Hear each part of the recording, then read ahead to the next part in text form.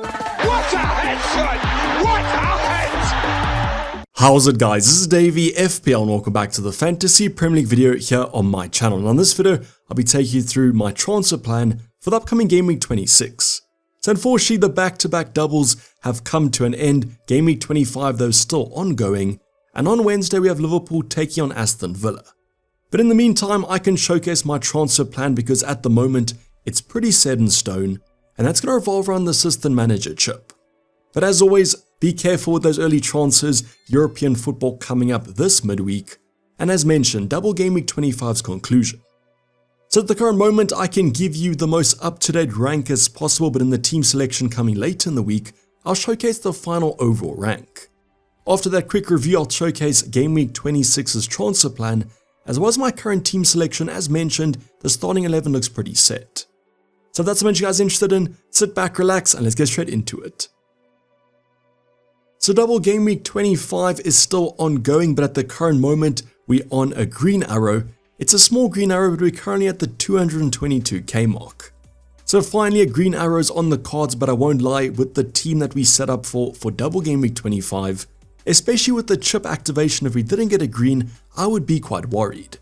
Currently 58 points, a little bit higher than my safety score. Comment down below how many points you guys are on, as well as what that overall rank is looking like. Now for Wednesday evening, I do have 3 players all from the same team. It's my Liverpool triple up of Slot, Trent and Salah. Now pretty confident of all 3 starts at the current moment, as Trent was subbed before the end of the fixture, which probably tells me he's going to be fine for Aston Villa. So we're pretty happy with Trent having started the Wolves game getting the clean sheet. The Aston Villa game is basically bonus then. Then with Mo Salah, everyone captained him, the effective ownership was sky high, so not many points to be gained from him. The only player that we can gain some points from is going to be Arne Slot, the manager of course of Liverpool. At the current moment, the 8-pointer from Wolves losing the extra point for the clean sheet, but what made this even better is the fact that I took Gakpo out for a hit, and it looks like Gakpo is going to miss the next 2 fixtures. Well, he already missed one with Wolves, it looks like he's going to miss Aston Villa as well, so blank for double Game Week 25. So that means the transfer for Slot actually was worth it. So let's see what happens on Wednesday. Hopefully he gets a few points, as I definitely need him to outscore the David Moyes to Emre move. A lot of people do own these 3 assets plus Ollie Watkins and maybe a Rodgers, so I'm hoping that the green arrow stays this way, as that'll be quite nice. Now the rest of the team starting off on the bench, and the big news is going to be João Pedro being benched for this fixture, and therefore we probably can assume that he's lost his place. To make matters worse, Brighton did look pretty strong against Chelsea with João Pedro on the bench, and that's pretty bad as he has Southampton next in Game Week 26. Otherwise Mikalenko with the 2 points as well as Greaves, that's why I benched them, and then Fabianski's lost his place to Areola. Now the double up of the Arsenal defense, Raya plus Gabriel came in clutch, both getting a clean sheet, Raya an extra bonus point. Raya was also 1 save off getting the save point, which would have made that green arrow a little bit bigger. But at the end of the day, in double Game Week 25, not a ton of clean sheets were had, so I'm pretty happy that I hold on to these Arsenal assets. The one that I was disappointed with though was going to be Munoz Crystal Palace conceding. If you guys haven't seen the first goal, go and watch it. Mitchell threw the ball from a throw-in to the Everton player, and they went on a counter-attack and scored. To make matters worse though, they also conceded a second one late into the fixture to lose this one, so I guess Munoz would have conceded anyways. Just been pretty disappointing though since bringing him in. The clean sheets haven't really been there, as well as the attacking threat. His numbers still look pretty good though. Then on midfield department, Mo Salah was basically the best performer. Cole Palmer blanked in the Friday night fixture. In Chelsea's loss to Brighton, I think it was 3-0. So I don't really know what to make of Cole Palmer and Chelsea as a whole at the current moment. Definitely not in great form, and Cole Palmer hasn't been getting FPL points. What I would advise though is they do have 2 newly promoted squads coming up, so please don't sell Cole Palmer. I might even bring in another Chelsea attacker next week. Then in Mbumo, going from disappointment to disappointment, don't you know what to say about these Brentford assets. I brought them in, they haven't returned, and Mbumo was actually pretty quiet in this fixture. Now they do have Leicester coming up, so definitely I'll be keeping them for that fixture, but it is quite a worry as he is quite expensive. Then Semenyo was one of the lower performers out of those Bournemouth midfielders. There was a little bit of regret not going for Dango before the deadline, as he might have been the better option at the cheaper price tag. In terms of double Game Week 25, definitely was the better asset, scored a goal. Semenyo only the 1 assist plus the yellow card. Let's just hope in the future game weeks, now that Bournemouth have some good fixtures still, that Semenyo might outperform Dango. Otherwise, this might be a regret of a transfer. Then the final player, Eze, don't really know what to say, was benched in the first half, came off in the second half, looked a little bit decent in the second half. Just no FPL points, but quite frustrating that he was yet again benched. He might just be coming back to full fitness, and that's what it is. Probably safe to say, but I might look to ship him next week anyways. But as you guys can see, as mentioned, Salah, the only main performer here, everyone else blanked besides Semenyo, wasn't the best week to be honest. Now that continued into our front line. Isaac blanked against Man City. Man City kind of played Newcastle off the park. Slight regret of not going for Ollie Watkins after his goal and bonus points. But I do want Isaac for the future game weeks. I just hope it maybe was a blip in that Newcastle page. Do expect him to get back on the goal scoring way of things fairly shortly. The last player though was the absolute bait of the game week. He scored 2 goals, but they were both ruled offside. Nothing worse than getting the goal but then getting it taken away. Now obviously I will say offside is offside, it's pretty cut and dry, but still maybe a little bit unlucky if he went too early. But Visa like Mbumo has been pretty disappointing since bringing him in. Let's just hope that game week 26 is an absolute banger, as they are my differentials at the moment. But with only 3 players left, Arnie slot, Trent, Salah, I'm just hoping the green arrow does hold. As mentioned, the comments down below, how did your game week go? Was it a good, a bad, or a great week? Once again, Chris Wood scoring, getting max bonus points, bringing my rank down. Pretty sure I'll have to bring him in sooner or later. Now before we go over my transfer plan or my assistant manager transfer plan, I just want to showcase my current starting 11 as well as my current selections. So as you guys can see on the right hand side, 1 free transfer but 0.0 in the bank, so I have no upgrades that I can make. Now the manager for this week is still going to remain Arnie slot before the transfer. That Man City away game though might be quite tough. It just seems like Liverpool are dipping in form at the moment, Man City gaining some form, but just a reminder, Man City do play on Wednesday against Real Madrid in the Champions League. So just watch out for that one, but I guess so do Liverpool against Aston Villa, so it's a little bit of a trade-off. But it's another opportunity to showcase both teams before that game week 26 deadline. Now the only reason I'm looking to take Arnie's slot out is I do kind of think that it's a little bit of a low ceiling fixture.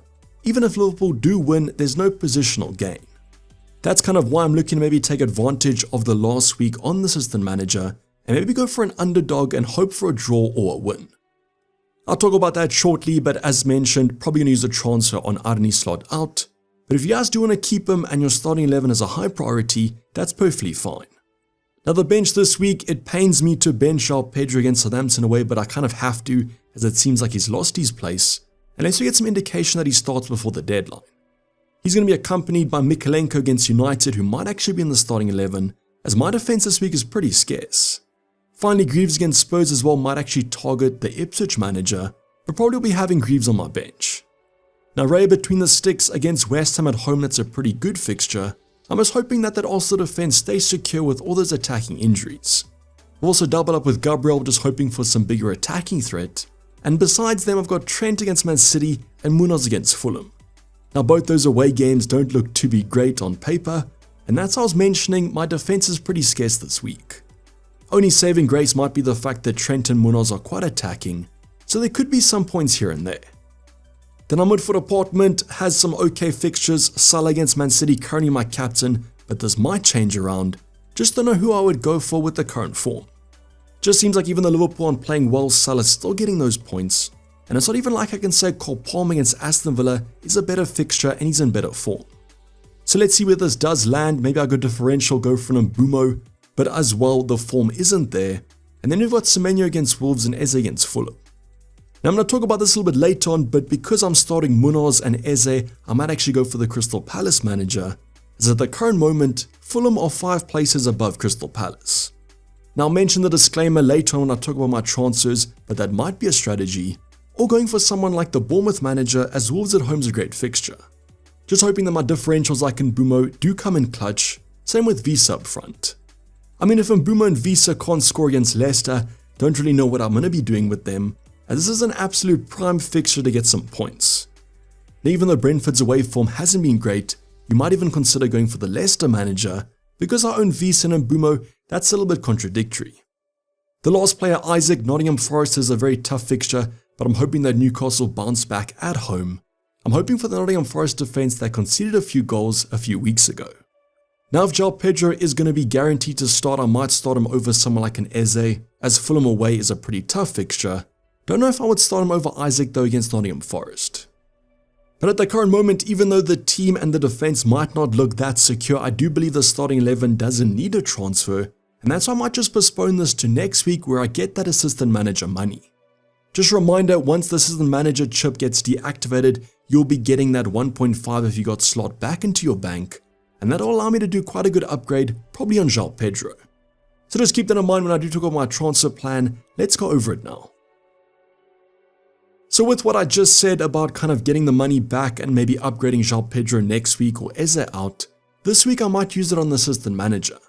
So at the moment I do own Arne Slot. I've spoken about the fact that this might not be the high ceiling fixture, and City away might have goals in it, but it might be quite a tough game. That's why I might take a punt on an underdog, and at the moment my favourite is going to be Glasner, and he's of course the Crystal Palace manager. Now I can't afford any other manager because Arne Slot's the most expensive. Could also go for an Arteta, but I don't like the look of that Arsenal attack. And even though Fulham away might be a tough game, because I own Eze and Munoz, I might just play the odds. Don't worry though, in the Ultimate Guide tomorrow, I'll be going over all the stats, I'll be looking at the data, the predictions, to try and get the best underdog. But at the moment it's Glasner or McKenna. So McKenna of course is going to be the Ipswich manager. They do face Spurs at home, a team in not great form, but they did just beat United. Now I like the look of this home fixture because it's the only home fixture out of these three, and generally teams do perform better, except for Crystal Palace, a little bit of an anomaly, they have been better away. So I'm probably going to be taking a punt on Slot out, but as mentioned, you guys can also just hold Slot and go for a starting 11 transfer, but I'd rather spend the upgrade next week when I have the funds. If you guys saw any other transfers though, comment them down below. As mentioned though, there's going to be a ton of football still this midweek. Good luck for your remaining double game week 25 players. Also, let me know if you guys are using an assistant manager transfer, who are you bringing in? And I just want to put a disclaimer on Glasner that he will only get the positional review if Aston Villa don't win against Liverpool. So if they lose or they draw, they still be 5 places above Crystal Palace. But if they do win, Fulham drop a place, and therefore it's not a positional kind of gain. Just something to keep your eyes on, but I will be going over there in the team selection late in the week. Let's see how the games play out. This is basically a wrap for the guys. Hope you guys did enjoy it. Please like it and subscribe if you have subscribed. Yeah, tons of content still to come, so make sure those notifications are turned on. But for the time being, I'm signing off. It's been Dayvy FPL, and I'm out. Cheers, bye.